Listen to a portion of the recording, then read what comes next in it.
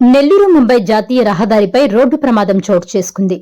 బుచ్చిరెడ్డిపాలెం మండలంలోని రేబాల గ్రామం సెంటర్ వద్ద ఉన్న ఆంజనేయ స్వామి విగ్రహం వద్ద ఓ స్కూటీ అదుపు తప్పి స్కిడ్ అయింది. దీంతో స్కూటీపై ప్రయాణిస్తున్న వ్యక్తికి గాయాలు అయ్యాయి. విషయాన్ని గమనించిన స్థానికులు అతన్ని పక్కకు తీశారు. 108కి సమాచారం అందించారు.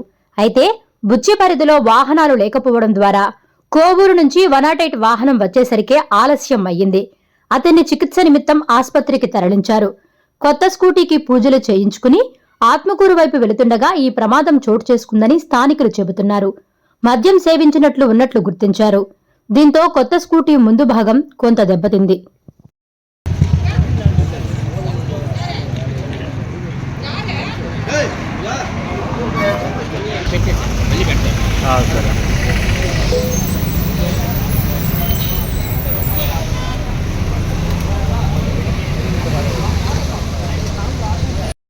మాట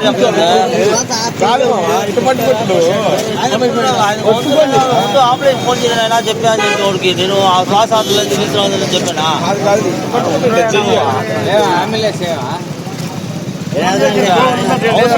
సహాయం చేయాలంతే మనకి.